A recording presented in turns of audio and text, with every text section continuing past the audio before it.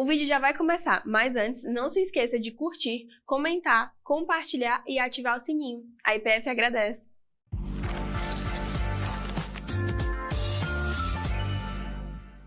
Eu quero compartilhar com vocês, dentro de um tema que diz, vivendo com os pés na história e com os olhos na eternidade. Esse é o tema que eu já anuncio de antemão que nós vamos conversar nessa noite, onde nós trataremos um pouco sobre a importância de caminharmos nesse mundo, mas sem perdermos a dimensão da eternidade, de que as coisas transcendem ao que os nossos olhos podem ver.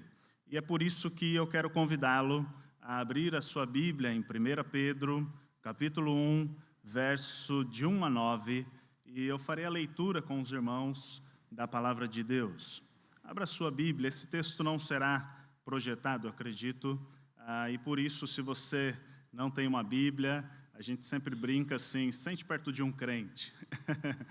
Quem você perceber que está sem Bíblia também próximo a você, compartilhe com ele da Palavra de Deus, do texto bíblico, ceda a sua Bíblia, para que ele possa igualmente fazer a leitura do texto bíblico. 1 Pedro, capítulo 1, versos de 1 a 9, diz assim a Palavra de Deus: Pedro, apóstolo de Jesus Cristo, aos eleitos que são forasteiros da dispensação, no ponto Galácia, Capadócia, Ásia e Bitínia, eleitos segundo a presciência de Deus Pai, em santificação do Espírito para obediência e a aspersão do sangue de Jesus Cristo.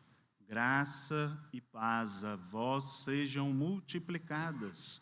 Bendito Deus e Pai do nosso Senhor Jesus Cristo, que segundo a sua muita misericórdia, nos regenerou para uma viva esperança, mediante a ressurreição de Cristo Jesus dentre os mortos, para uma herança incorruptível, sem mácula, imarcessível, reservada nos céus para vós outros que sois guardados pelo poder de Deus, mediante a fé, para a salvação preparada para revelar-se no último tempo. Nisto exultai, embora no presente, por breve tempo, se necessário, sejais contristados por várias provações, porque uma vez confirmado o valor da vossa fé, muito mais preciosa do que ouro perecível, mesmo apurado por fogo, redunde em louvor, glória e honra na revelação de Jesus Cristo, a quem não havendo visto amais, o qual, não vendo agora, mas crendo, exultais com alegria indizível e cheia de glória, obtendo o fim da vossa fé, a salvação da vossa alma. Vamos orar mais uma vez. Pai bendito, fala ao nosso coração nessa noite. Nós clamamos, ó Pai, que Tu venhas ao encontro da nossa mente, do nosso coração e nos permita, ó Deus, de alguma forma, podermos compreender as maravilhas do Teu reino, compreendermos, ó Deus, que diante desta caminhada, quais são as aplicações que a Tua Palavra tem para a nossa vida, ó Deus, o que de fato é relevante para a nossa história. Nós Te pedimos, ó Deus, neste momento, fala o nosso coração, em nome de Jesus, amém. Meus queridos, nós, quando pensamos na sociedade onde vivemos, é importante que você também lembre que toda sociedade tem o que nós chamamos de cosmovisão. E o que é a cosmovisão? Senão, os óculos, está vendo o menino aí, né? A projeção eu coloquei aqui, uma criança usando óculos, e sem este óculos, provavelmente, ele não enxergaria o mundo da mesma forma. Há muitos aqui que utilizam deste aparelho, né, deste objeto, necessário para que enxerguem o mundo, necessário para que vejam não de forma embaçada, mas compreendam. E cosmovisão nada mais é do que princípios e valores que determinam o modo como vivemos, Ou seja, a forma como você vê o mundo também é a forma como você vive. E seria, então, a forma como nós vivemos, de fato, com os pés aqui na terra. Um olhar distinto. Talvez você não tenha compreendido ainda, mas em cada caminhada, cada passo, cada atitude que nós temos, a demonstração de qual é o alvo da nossa história. E o alvo está no nosso olhar, ou diante dos nossos olhos. O alvo deve estar sempre diante e presente nessa cosmovisão, na forma como eu vejo o mundo. Esse alvo deve perpassar também pela forma como eu vejo. Por isso, caminhe vivendo com os pés aqui na terra, na história, ou seja, caminhe a sua história, caminhe a história junto das histórias que estão junto da sua vida. Caminhe junto da humanidade, mas com os olhos na eternidade. E como nós podemos fazer isso? Bom, em primeiro lugar, nós precisamos pensar como viver com os pés na história. E eu acredito que não há outra forma senão com a consciência do propósito. E o propósito, o próprio Pedro, conversando com esta comunidade da sua época, com os cristãos do seu tempo, ele coloca para nós nos versos 1 e 2 e diz: Pedro, apóstolo de Jesus Cristo, aos eleitos que são forasteiros da dispensação do ponto Galácia, Capadócia e Bitínia. Pedro está falando de uma comunidade, de pessoas que foram de fato conhecedoras deste Deus, do Deus da história. Mas essas pessoas estão forasteiras por motivo de perseguição, e a perseguição religiosa naquele tempo era tal que eles precisaram migrar para outras regiões. Muitos, inclusive, passaram naquele tempo por perseguições não apenas ideológicas, como muitos nesse tempo dizem, uma perseguição ideológica, há um espírito de perseguição aos cristãos. Mas a verdade é que a perseguição se dava também no corpo. Eles cerravam ao meio alguns cristãos, como diz o texto de Hebreus, transpassavam pela espada, cerraram ao meio, decapitaram, crucificaram. E tudo isso foi feito com aqueles que acreditavam em Deus. Eles, para que não ocorresse algo mais trágico, eles migraram, eles saíram da sua terra, eles foram para outras regiões que talvez tivessem novos hábitos, outra cultura. E eu creio também que assim se dará nos próximos dias, se assim Deus permitir. Eu, minha família também, sairemos de nossa terra. Eu que sou com minha esposa paulista, já migramos para Minas Gerais e agora estamos migrando para o Ceará. De alguma forma, nós entendemos que o Brasil é maravilhoso, que tem 27 estados e 27 culturas, é um país plural, é um país de muitas cores, mas nós precisamos lembrar o nosso propósito. É isso que nos fará, de fato, responder à cultura do nosso tempo. Eleito segundo a presciência de Deus Pai em santificação no Espírito. Para quê? Para a obediência e aspersão do sangue de Cristo, graça e paz a vós outros vos sejam multiplicada. Pedro está falando que nós fomos chamados por Deus, desde a presciência de Deus, desde antes de nós nascermos, Deus já havia um propósito para cada um de nós. E esse propósito não é outro senão nós seguirmos ao qual nós somos a imagem, ao qual nós somos criados à semelhança.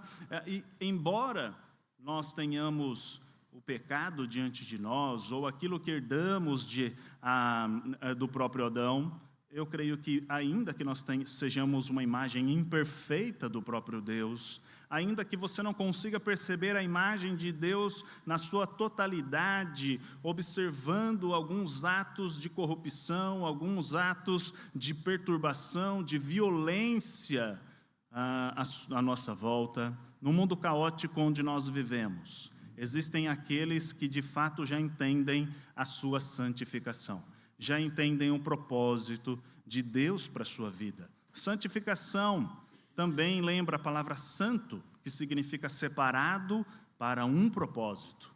E nós temos um propósito. Qual o propósito da minha obediência? Qual o propósito da minha existência, se não a obediência a esse Deus? Obediência é algo que não é muito, como se diz, as pessoas do nosso tempo, elas não têm tido visto como algo bom obedecer. É incrível. Se você colocar uma regra, não pode, aí você vai ter pessoas que quebrarão algumas regras, simplesmente para dizer assim, olha, eu não concordo, ninguém coloca freio sobre mim, eu decido quando não posso, eu decido quando posso. E o mundo que nós vivemos, nós estamos começando a desrespeitar cada vez mais as autoridades. Nós estamos desrespeitando ali, desde casa, do berço, pessoas, os filhos respondem seus pais, e muitas vezes os pais nem sequer corrigem essa desobediência, achando até engraçado aquilo que está ocorrendo ali, mas a verdade é que tudo começa ali em casa. E tudo começa na sua criação. Se seu filho hoje não obedece, se seu filho hoje não sabe respeitar a autoridade do lar, o pai, a mãe, aqueles que zelam pela sua vida, ele não respeitará os professores, ele não respeitará talvez a polícia, ele não respeitará o prefeito, ele não respeitará o governador, o presidente, ele entrará na onda da desobediência.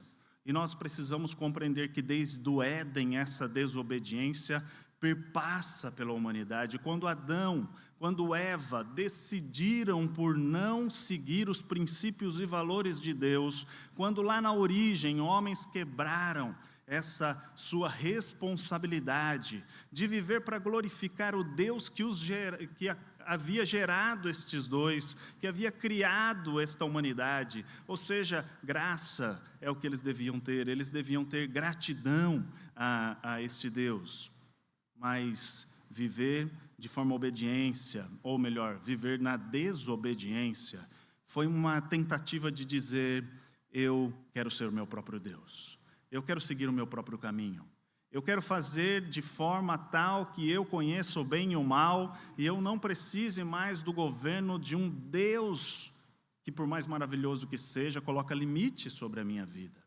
Mas o limite de Deus, embora quando você lê os 10 mandamentos, eu não sei se você já leu, em Êxodo capítulo 20, é interessante a leitura, você pode observar que lá todos os mandamentos começam com um não. Não terás outros deuses, não farás para ti, não imagem de escultura, e assim vai. Mas a verdade é que o não de Deus é maravilhoso. É Ele que de fato é um sim de uma boa existência. Se nós compreendermos que não desobedecer, ou não romper barreiras, também é benéfico para nós o faremos, com toda certeza. É certo que você já aprendeu que não pode pular do 10º andar, do 20º andar. Você já aprendeu que existe uma lei no mundo, a lei, de fato, que governa a atmosfera, né? E você provavelmente vai ser esmagado se você pular do 10º andar. Ninguém aqui ousaria chegar em sua casa hoje e falar assim, olha, eu vou pular porque eu vou sair voando, né? Porque eu serei como um pássaro, porque eu serei como um avião. Não, nós sabemos que a nossa natureza não permite voar. Voar apenas, sim, você pode entrar num avião aqui no aeroporto, mas se você pular sem paraquedas, sem nenhum preparo, certamente você vai se machucar, vai se ferir, vai morrer. E isso também está dentro da lógica da obediência a Deus. Nós fomos separados para obedecer porque isso nos salva de coisas terríveis. isso nos salva da morte, isso nos salva de uma existência complexa sem Deus. E por isso, compreenda, a nossa história é plena quando nós somos conduzidos pelo Espírito de Deus.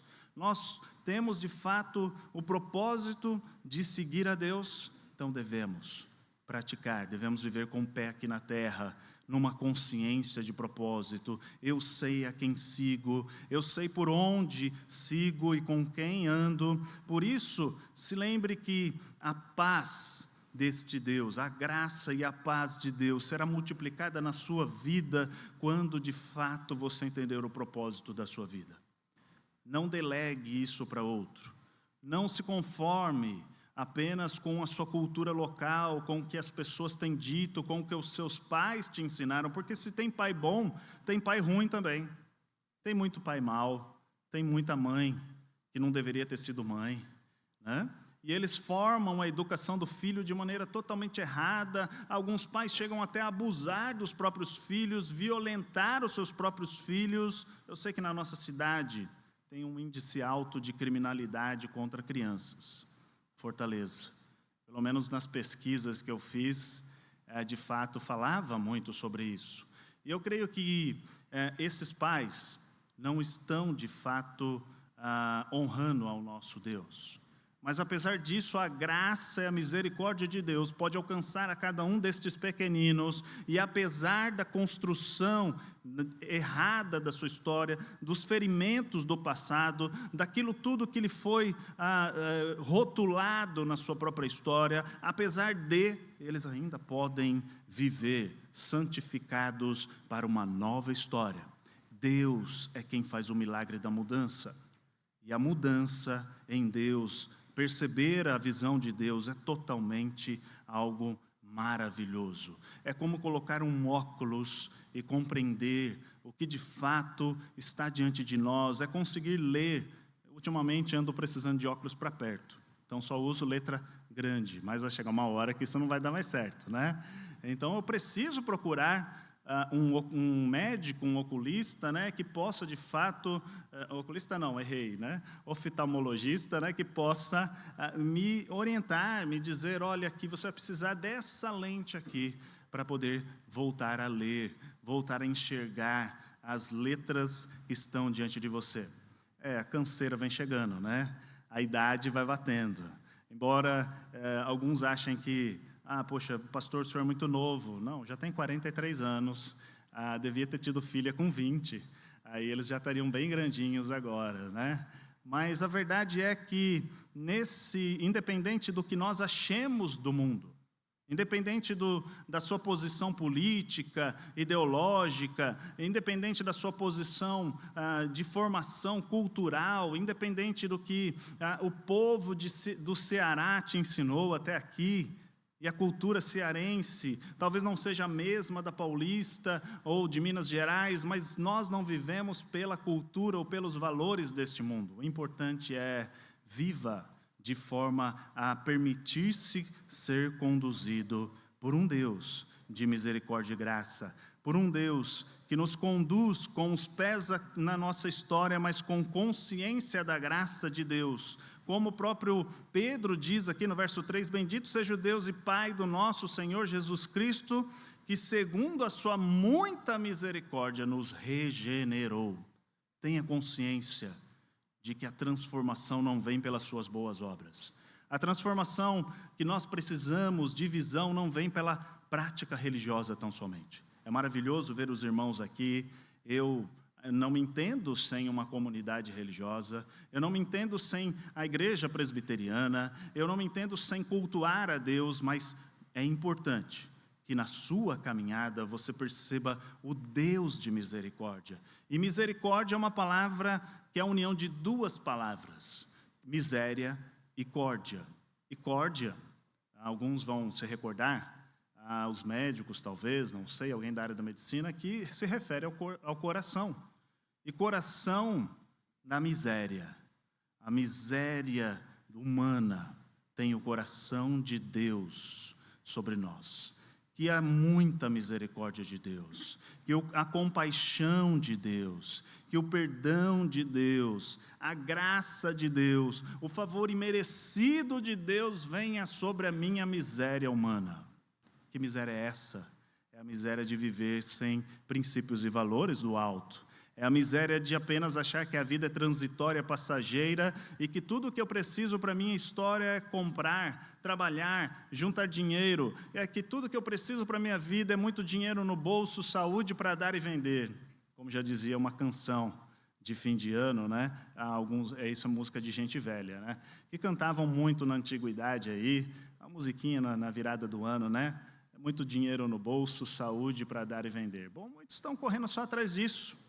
Mas nós precisamos da regeneração, da transformação que vem de dentro para fora. Não há nada perdido à sua volta. Os seres humanos que estão à sua volta também são alvo do amor de Deus. E você é o agente que caminha consciente da graça de Deus. Você está caminhando com os pés aqui na terra, mas consciente do amor de Deus?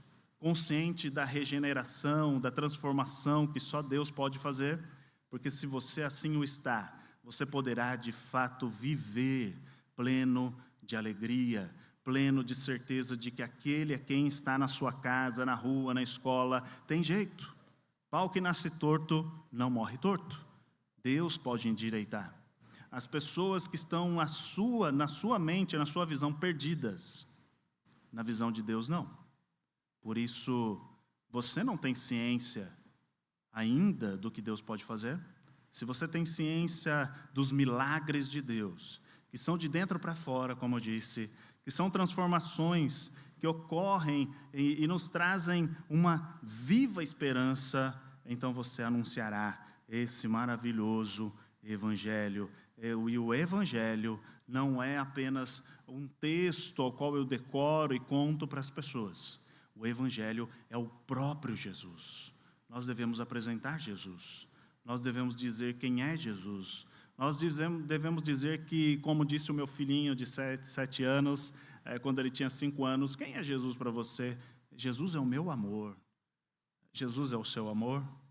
Porque se Jesus é o seu grande amor, as pessoas vão perceber na sua vida. É preciso olhar para a eternidade. É preciso compreender que a nossa vida deve ser revestida de uma certeza duradoura. Viver com os olhos na eternidade é um segundo passo que nós precisamos. E nesse passo, nós devemos lembrar que os olhos não estão voltados para a terra. Eles estão voltados para uma certeza de uma vida que, ainda que ela se esvaia, não termina. Ou seja, se minha vida consiste apenas em 80, 100 anos, é muito rápido. Passa demais de rápido. Eu queria mesmo era ter uns 400 anos, pelo menos. Eu queria era viver eternamente aqui. E você pode vencer os obstáculos de uma existência transitória quando você está pleno da certeza de que, de fato, esse Deus voltará. De que as suas promessas não são falhas, mentirosas, mas são verdadeiras, vivas e presentes. Por isso, para uma viva esperança Ele nos chamou. Verso 3, para uma viva esperança, mediante a ressurreição de Jesus Cristo dentre os mortos. Ou seja, Cristo foi o primeiro. Nós, todos, seremos os demais que ressuscitarão dos mortos. É claro, você pode não entender, e as coisas de Deus não são fáceis de compreender, de entender. Se assim fosse, você seria Deus e não Deus. O seria. Deus, de fato, não nos deixou matematicamente algumas coisas comprovadas, não é isso? A lógica humana, a ciência humana quer respostas matemáticas, mas Deus pode muito bem, na sua conta, 2 mais 2 ser 5. Ou seja, a lógica de Deus não é a minha lógica, não é a sua lógica. Deus multiplica a esperança, Deus transforma seres humanos que sequer existe os ossos deles em ressurretos. Isso é o que Ele nos promete em Cristo Jesus dentre os mortos. que a ressurreição nos traz uma perspectiva para além do que estamos vendo. A ressurreição nos traz a certeza também da proteção divina. Vivendo com os olhos na eternidade é algo que nos traz paz, nos traz esperança, nos traz de fato esperança de que o mundo, ainda que eu não tenha o candidato A ou B eleito, ainda que as coisas pareçam ir de mal a pior na saúde ou na educação, existe uma certeza de proteção que vem do alto. E por isso, verso 4 diz, para uma herança incorruptível, certeza dessa proteção, sem mácula, imarcessível, reservada dos céus para vós outros. E o verso seguinte diz, vós outros que sois guardados pelo poder de Deus, mediante a fé para a salvação, preparada para revelar-se no último tempo. Nós temos algumas palavras aqui muito importantes. No verso anterior, você percebe ele falando que nós somos a parte dessa herança incorruptível, que não tem mácula, não tem mancha, que é imarcessível, ou seja, que ela também não nos traz nenhuma falha, é promessa real, é algo que de fato não se destrói, não se corrompe, e o poder de Deus, esse não o meu poder, não o poder dos políticos, não o poder dos educadores, é que transformará a nossa nação. Assim, você como educador, tem um papel maravilhoso na sua profissão, de comunicar que para além de tudo que eles estão aprendendo, existe algo transcendente, o Deus eterno.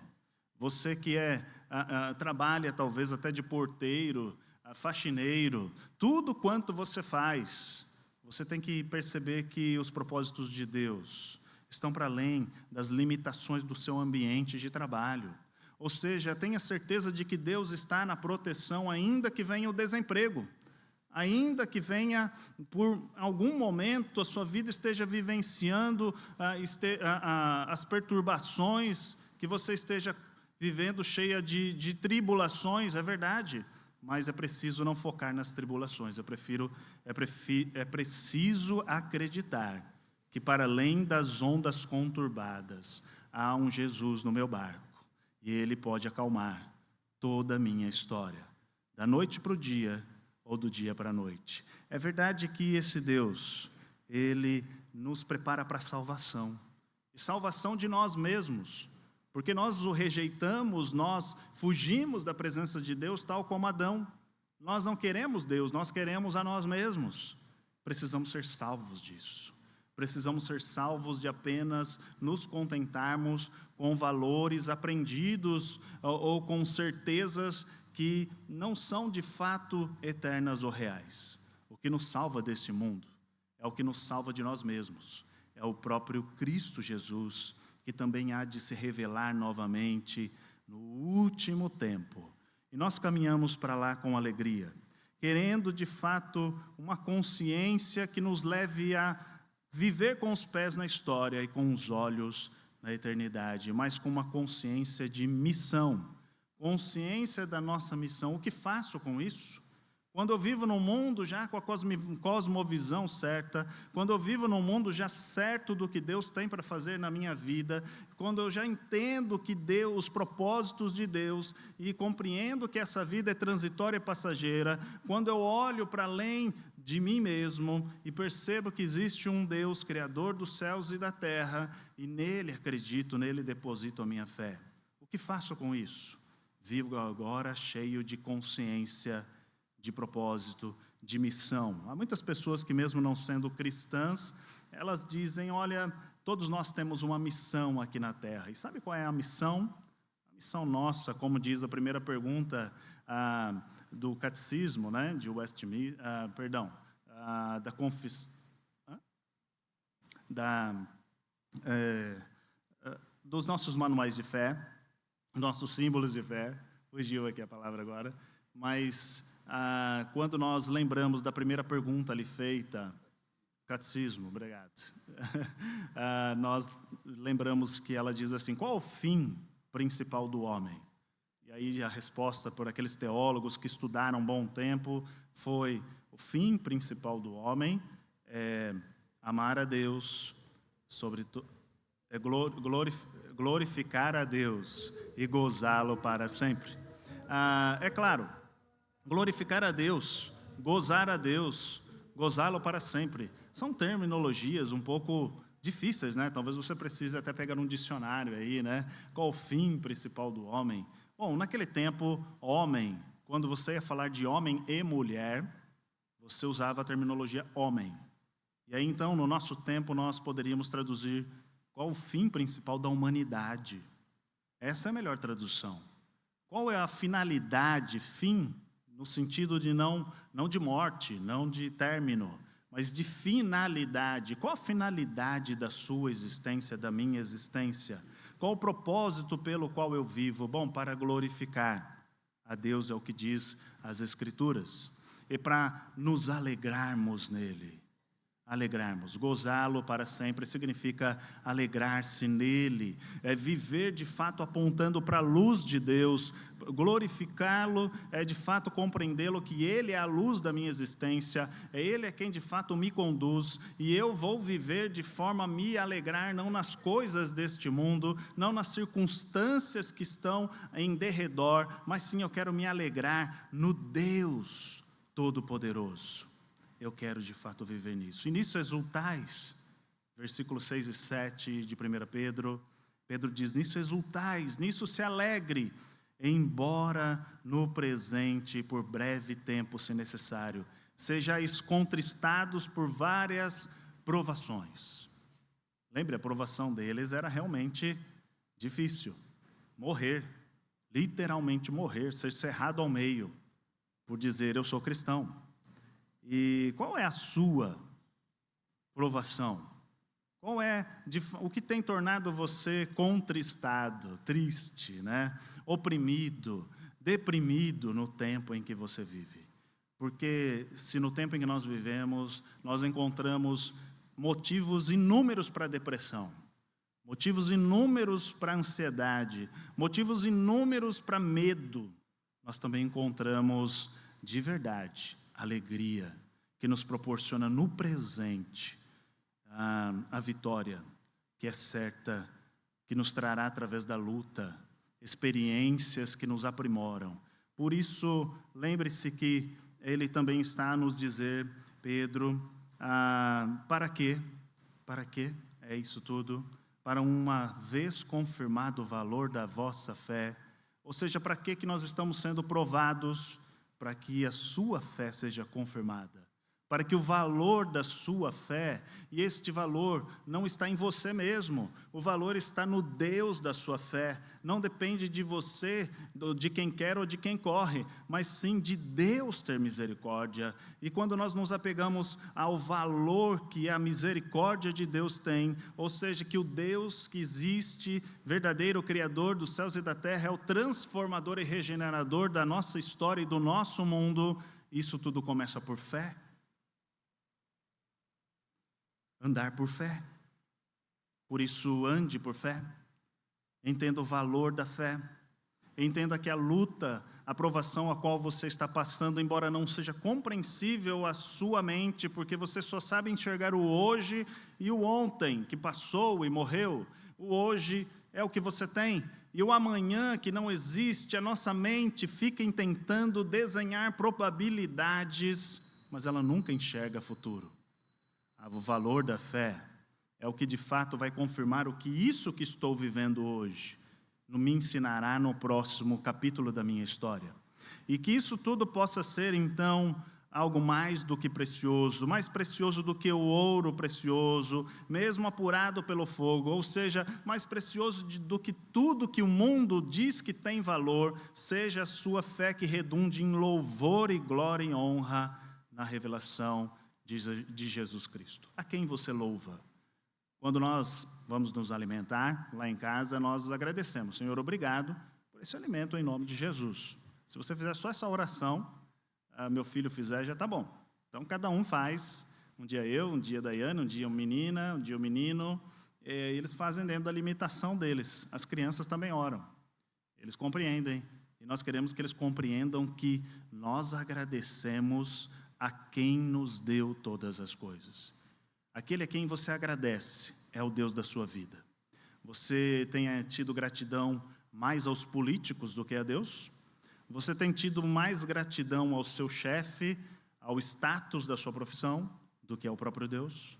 Lembre-se que é Ele que proporciona a vida que nós vivemos. É Ele quem permite que você não passe fome a cada manhã. É Ele quem possibilita abrir portas de emprego. É Ele que também fecha, e os motivos são deles, e nós não sabemos qual é a mente de Deus, nós não sabemos, não conseguimos esgotar os seus pensamentos. Por quê? Porque nós somos criaturas e não Criador. Porque Ele nos criou para aprender a depender dEle, a viver com tranquilidade, independente do que você passe. Louve a Deus, dê glórias a Deus, porque essa é a razão da nossa existência. Por isso, quando você sair daqui nessa noite, que você possa, de fato, entender que a nossa existência não está limitada às condições favoráveis, que a sua vida não está limitada ao quanto você ganha, ao nível de profilização que você tem, ou seja, de formação acadêmica, que você não depende. Alguns se formam e querem, agora eu vou fazer uma pós, agora eu vou fazer um mestrado, agora eu vou fazer um doutorado, e parece que a vida não muda. É porque a vida não depende de quem quer ou de quem corre.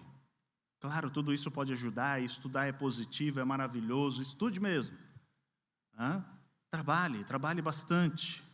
Mas lembre-se que não depende do seu melhor. O seu melhor existe, está ali presente, mas depende da graça e da misericórdia de Deus. Depende do derramar, como no deserto, do pão que caía do céu. Depende de um Deus que não permite que nós sejamos consumidos ou que nossas roupas não sejam consumidas, como lá naquela caminhada de Israel no deserto. Depende de um Deus que faz sombra sobre nós quando o sol está muito quente. Depende da graça, da misericórdia. Não depende do quanto eu deixei de fazer coisas e comecei a fazer outras. Não depende do quanto eu abandonei ou não o pecado. Depende de você colocar Deus no centro da sua história e permitir que, de fato, Ele faça novas todas as coisas. E o Espírito de Deus, é Ele quem produz em nós uma nova caminhada. O fruto é de Deus. Se somos como uma árvore que frutifica, tem boas atitudes, lembre-se que o fruto do Espírito, como Paulo fala em Gálatas, é do Espírito Santo de Deus. E o Espírito Santo frutificará em você amor, alegria, paz, fidelidade. É o Deus que também a mansidão colocará no seu coração. É o Deus que colocará o domínio próprio que lhe falta. Por isso, dependa desse Deus. Não dependa da sua ida ao médico. Eu preciso procurar correndo um psicólogo, um psiquiatra. Eu preciso procurar, claro, é bom isso, mas se você já procurou a Deus primeiro, você já aprendeu a depender desse Deus primeiro, porque muitas das doenças psicossomáticas que temos, elas vêm de problemas mal resolvidos no interior, de uma mente que não descansa, de um coração conturbado. Essas emoções podem tomar conta de nós, e nós precisamos descansar na presença de Deus. Que Deus o abençoe. Neste momento, passo a palavra ao pastor da igreja, Eliseu, e agradeço pela oportunidade maravilhosa de ter estado aqui nessa noite com vocês. Deus os abençoe.